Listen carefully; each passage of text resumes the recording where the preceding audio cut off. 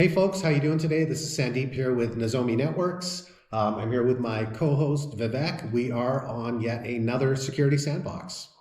Hey folks, welcome to Security Sandbox. We're going to talk about lots of cool things.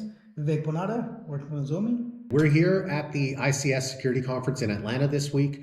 We've had a chance to talk to a ton of different people. We've got customers, we've got partners, we've got technology partners, and the underlying theme seems to be exactly what Vivek and I talk about here on a regular basis, which is the overall landscape of the ICS security space. On that note, let's talk about some fun stuff. What's the emerging threat in OT in the next 12 to 18 months?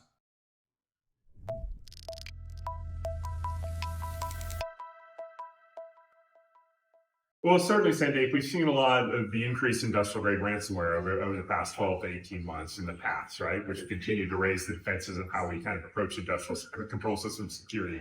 However, I think we're going to see over the next 12 to 18 months more insider threat awareness, so the need for protection against these threats. But also, as we've seen with Frosty Good, right? So essentially a actual manipulation, exploitation of a PLC.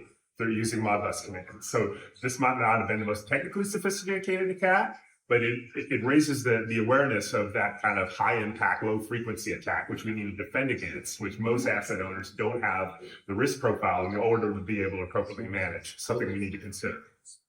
Great answer. Thanks, Dave. 18 months. That's going to be peak 65. And peak 65, what that really is people that are retiring from 2024 up until about 2028. You're going to have 4.1 million people each year retiring that reach age 65. For every 2.8 people that are leaving the job market, one is coming in. And all the studies and surveys and statistics show that people do not want to go work in dark, dangerous, and dirty OT facilities. And that knowledge is leaving with them when they retire. So now you're going to bring in IT type technology with people that do not know the jobs, working remotely. And you're going to put the environment at risk for safety, downtime, and other human factors in the environment. Yeah. That's one of the key things, whether you put tech in or not. Yeah, great point. Thank you. You're welcome. Yeah, I mean, obviously, we are continuing to see new types of threats, new types of exploits. I think the one thing in particular that seems to be resonating as of late is lateral infection. So we're seeing digital transformation driving a lot of projects within our customers. And with that digital transformation comes introducing new risks into these environments. So I think one of the things that I've seen is a big emerging threat is we're starting to see a lot more things targeting OT networks that we previously saw were contained to just IT networks. That's one we've been talking about a lot. Yeah, I think you make a good point. Threats that emerged from IT and crossed into OT have been a thing. They've been increasing in the past few years. I think that's going to be even more prevalent. And more specifically, ransomware that will cross over from IT to OT, I think is going to be a lot bigger in the near future. So as more and more things are connected, more and more OT networks kind of converge with the IT networks, or historically isolated networks being connected in a haphazard way. We've seen all this happen before, but I think the impact is being much higher now. So my prediction for the next 12 to 18 months is that we'll see more actual ransomware attacks in OT networks than we've seen in the past. Good point. I'm going to throw another one out there that we just talked about a couple of hours ago. Wireless devices in your OT environment, right? These are devices that are typically outside of the scope and realm of traditional IT wireless. We've got tools today that can look at 802.11, they can look at Bluetooth. That's never been a problem. Where we're struggling today is looking at pure play industrial protocols. So things like wireless HART is a big one that a lot of OEMs and vendors are simply deploying without any checks and balances in place. There's no way to monitor this additional traffic. I just had a really interesting conversation with someone regarding LoRaWAN. And they've got a problem where they own a large campus and they've got a number of LoRaWAN devices that are being deployed, both by them, but also by third parties. And they're completely blind to this. So they're looking for some tools to help them understand and visualize what's out there, what belongs to them, what belongs to partners, and then finally, what doesn't belong there. So I think over the next 12 to 18 months, we're going to start to see a lot more regarding wireless devices and just understanding how we can visualize and how we can take them into account when we're managing our overall risk to these OT networks. Wireless certainly seems cutting edge, and as more and more OT people start understanding their lay of the land, which includes wireless, hopefully the visibility requirements will increase there as well. Come to think of it, OT has historically been behind the curve in deploying a lot of security functionality, but some people have jumped the gun and installed an EDR tool in endpoints, right? And some of that caused some havoc in the recent months. So, any thoughts on potential disruptions in that space in terms of Windows or Linux based servers in the OT environment being addressed slightly differently compared to before? Great point. No matter how much we want to say OT is so different than IT, at the end of the day, we still see a ton of OT type devices or IT type devices, IT type of protocols. These things are still very much in use. We see SMB in OT networks all the time. We see FTP, we see Telnet. So the fact that as specialized as we think that OT networks are, there's still IT networks that live there. So we've got to be able to understand how to capture that information, how to fold that into our overall risk scoring, and how to, of course, be able to tie that in with my segmentation policy. A lot of folks are trying to get to IEC 62443, or as we know it as the Purdue reference architecture model. So it's all about segmentation.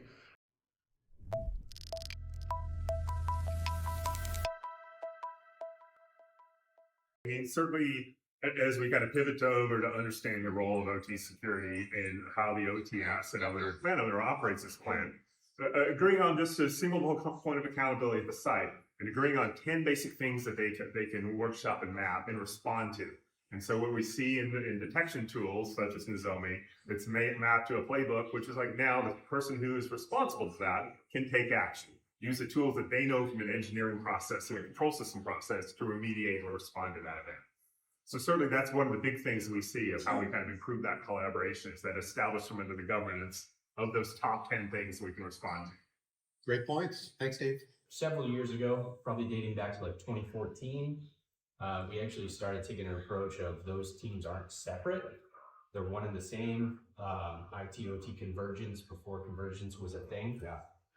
We have developed a group called the Process Control Community of Practice, to put a fancy name on it. Essentially, we meet on a monthly basis with IT/OT representatives. We do annual summits, keeping everyone engaged. We approach it from the IT side as how can we help you make the plant run better and more securely, which has gained us a lot of, credibility with Trust. the OT side, Yeah. trust. So now it's really is just an everyday practice. It's no longer a struggle. That's awesome. Yeah, good communication. Absolutely. Great, thank you. Well, we've implemented a number of measures from the very beginning, starting from the fact that we have an OT security program in the first place came as a direct request to me from our CISO. So our information security team is very keen on collaborating with us, which was a good first start. And then we regularly meet. Our OT security program is joint. We have an OT work stream. We have an IT work stream within our OT security program. One where we lead, one where we're the customer. And it works really well for us as far as collaboration. So we're on the phone with our IT partners. We're on Teams meetings with our IT partners every day. Just constant communication. We joke that they've jumped the Kool-Aid. Yeah, they understand the complexities and difficulties in the OT environment and have been willing to work with us even on enterprise solutions to adapt to what our needs are in the OT environment. So it's really helped us with the collaboration. Awesome. Thank you so much. You're welcome. I think we've reached the point in the market space where operations teams have exhausted all methods to use IT tools to try and solve OT problems. That's why we're starting to have a renewed and a refreshed set of conversations with people, because their previous mandate was, oh, they use tools like that already on the IT side. We're going to take advantage of the fact that IT is up to speed on these types of tools. They bring them over onto the OT side, and now you have very different sets of devices that can no longer tolerate things like blanket Nmap scans. Right? IT's been doing that for decades, no problem. It's very safe to do. There's no impact to doing it. However, we know with a lot of OT networks, things like that simply cannot even be tolerated by the devices, which can ultimately lead to devices failing, devices crashing, and overall impact to the larger process. So as much as we want to say OT is easy to deal with, or OT is behaving differently than IT, at the end of the day, there's a lot of commonalities there. So we need to have a tool set that allows us to do both. Yeah, interesting. You mentioned commonality. The other commonality I see is in creating policies and enforcing mechanisms, right? So if you have an IT team with a set policy for access control or privileged access or ways of mitigating risk, there are things that you can learn from that team and incorporate that in the OT world so that you're not reinventing the wheel again. You're not starting from scratch again, right? If you have a policy, you can customize it to fit OT, right? You can adjust it based on the specific requirements, the type of personnel, but don't start from scratch, right? Company policy should be a lot more uniform, and it shouldn't depend on if it's an IT or an OT asset. It should be an enterprise risk perspective, right? And just to button that up again, something we were just talking about, in case you haven't figured out, we hosted about 50 people for an open conversation on exactly these topics just a couple of hours ago. And one of the things we arrived at a group consensus was the fact that technology can only help you solve your problems so far. It's important to have the right technology, but in addition to technology, there's a whole lot of business process that needs to be wrapped around that to ensure compliance. So again, we can still come up with the best tools in the world, but at the end of the day, if you don't have the right process and understanding of how to leverage these tools, this is how you end up with failed projects. Yeah. And then collaboration, right? The IT and OT teams should not be dealing with distinct things. They have distinct tasks, they have distinct responsibilities. However, they should be working in conjunction with each other towards mitigating risk, right? So an OT person shouldn't say, I will deal with this my way, you IT don't touch my stuff. Similarly, IT shouldn't say, thou shalt patch because this asset is vulnerable.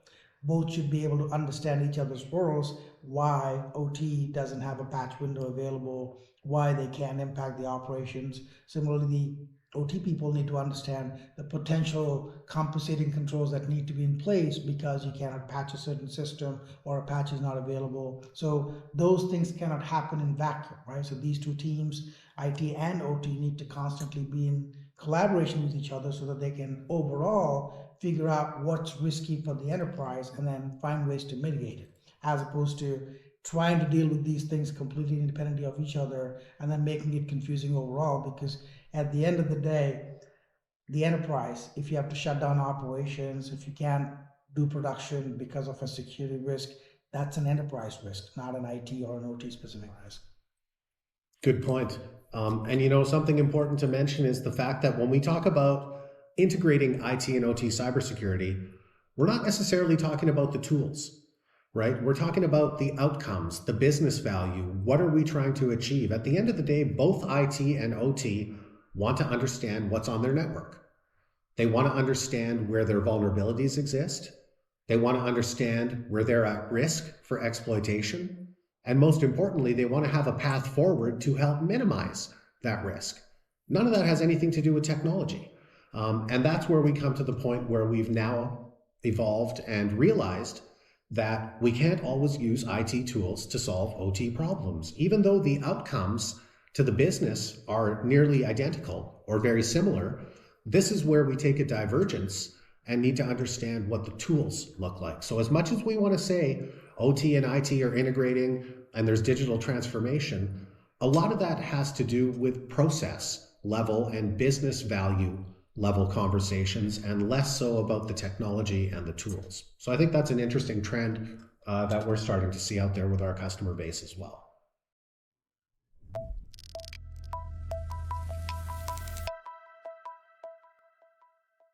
Yeah, and finally, let's close out with the possibilities of AI in ICS security. So there's AI for AI's sake, and then there's AI for improvement in terms of security, posture, in terms of efficiencies. Your thoughts on where AI is in its current state, and what do you think is happening in the next 12 to 18 months? Great question. And this is something we talk a lot about. Publicly, we talk about it with customers, we talk about it internally. So I think the first and most important thing to remember is the ease of access to AI is also that easy for the bad actors. So we have to understand that the bad guys are using AI in turnkey mechanisms just the way that we're trying to do it for defensive protection. They're using it offensively. So we've got to understand that our adversaries now have a distinct advantage that they didn't used to have. It's quicker for them to figure out how to exploit networks, and it's easier for them to find new creative ways to exploit networks. So I think you've got to keep that in mind. Another common thing that we're hearing here is that people are having budgets cut, they're having headcount cut, and they're having to do more work and analyze more data with less tools and less people. So now it becomes really important. Otherwise, we start getting into situations of operations analyst fatigue. And people just get completely exhausted. So we now have to understand how we can leverage AI to help us work smarter and not necessarily harder, right? There's a lot of boring and mundane and repetitive tasks that need to happen in the world of a security analyst. So if we can somehow understand how to leverage other tools to make that easier or to have that automated, these are some interesting ways that we can use AI constructively to help us do our jobs better. Another way is simply what Nozomi's been doing for decades, which is baselining and profiling, right? We're great at using AI and machine learning to learn customer environments and understand what normal behavior looks like. Because, of course, we can only tell you when things look bad if we understand what things look like when they're good. So we've been using AI and ML since we were born 11 years ago to help us baseline and profile networks, network devices, network communications. And as soon as we understand what good looks like, it gets really easy to see what bad is. So we can take that same methodology and mechanism and apply that to alert analysis, right? We used to talk about trying to find a needle in a haystack. Now we're trying to find a needle in 3,500 haystacks. So that data set to manage has simply become so cumbersome to the point that it's borderline unmanageable. And again, the bad guys know this. This has been a common threat tactic for years. The good old DDoS attack or DOS attack, right? Just overwhelm them with so much information that they can't act on any of it. So we're now starting to see that from an alert perspective as we're gaining visibility into more segments, more devices, wired, wireless, endpoints.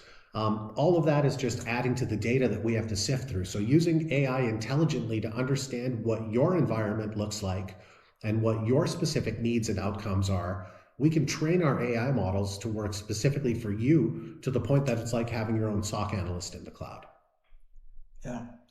I guess to summarize, folks, someone with AI is going to come after you. So whether you use AI in defense or you have other mechanisms to kind of compensate, you have to think about what's relevant in your environment. So overall, it's an interesting space. It's developing rapidly. The scale at which AI enabled some of the bad guys to deploy ransomware or do traditional attacks, but at a much faster and bigger scale, that's only going to improve or increase. So to compensate, we need to be ready on our end as well. Perfect. Thank you again for joining us, folks. It's been another insightful session. Looking forward to seeing you next month back on the Security Sandbox. Bye, all. Bye.